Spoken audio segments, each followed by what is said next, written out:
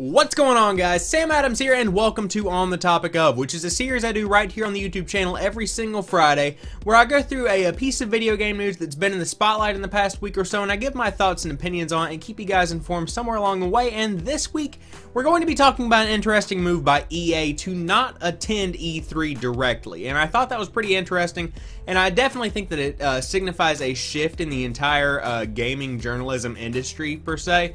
And I thought it would definitely be something interesting for us to talk about. So without further ado, let's go ahead and jump into it.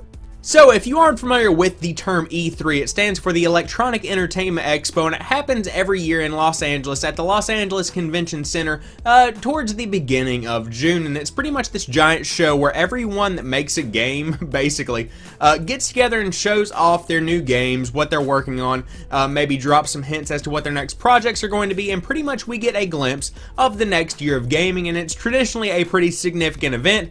And if you're new to the gaming universe, per se, you're probably going to see a lot about it in the next couple of months. Now, Electronic Arts has always been a pretty significant contributor to the show because they have a huge booth right at the entrance of South Hall, and it pretty much takes up a large portion of the floor space, and they're showing off games ranging from the new FIFA to Battlefield to anything else that they might be working on. And so, needless to say, when you have stuff like Mass Effect and Titanfall and like I said, Battlefield and Madden and FIFA, you're going to have a lot of games to show off, so they're a pretty big player in the E3 game, so to speak. However, this past week it was announced that they're not going to be attending E3 directly, which was kind of a shocker for a lot of people until they revealed that they were going to be doing their own kind of event, similar to the way that Donald Trump didn't show up to that one debate and he made his own entire rally. EA is putting together their own kind of rally to promote their own game, show off what the next year of EA is going to look like in the form of this conference kind of thing called EA Play.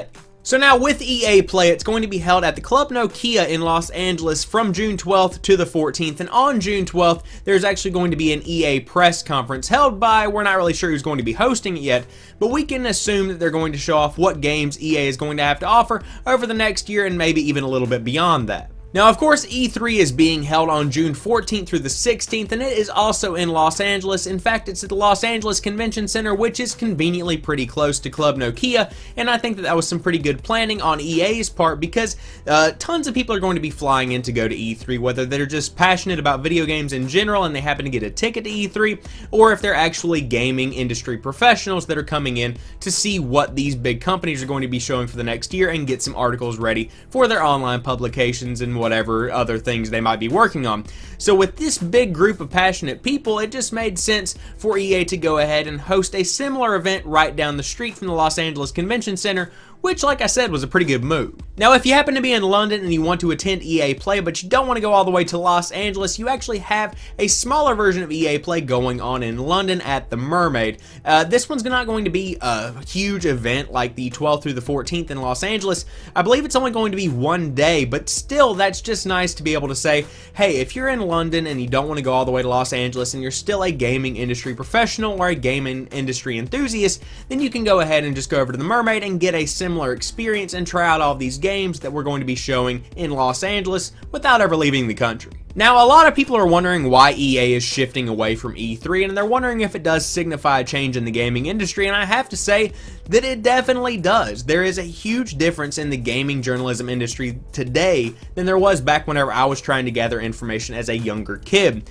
Take, for instance, E3 2008 or so. I was probably looking through a PlayStation Official Magazine, a Nintendo Power, a Game Informer, any of these magazines I was looking through to see screenshots of games that had been shown off at the event, to read articles of interviews from gaming industry professionals that have been interviewed at the event.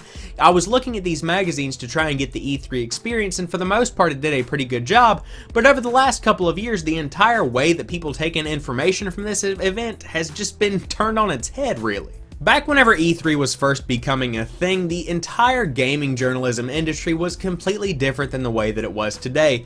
Back then, you had to go to these conferences to see what the publishers, to see what the developers, to see what the game makers are actually going to be coming out with over the course of the next year. But in today's modern day and age, we're getting interviews on a weekly basis. There are so many personalities out there doing different kinds of interviews and going to see new games in action, play early demos of games, and giving first opinions and whatnot whatnot, there's just so much content out there regarding these different games that E3 is slowly just kind of fading into more of a relic and a novelty than it is an actual useful tool for gaming journalists and gamers alike to find out more about the games that are coming out and the franchises that they love. So is this the end for E3 itself? Absolutely not. There's no way that this is going to be the end of E3 or that it even signifies the beginning of the end for E3 just because of how significant the event itself is.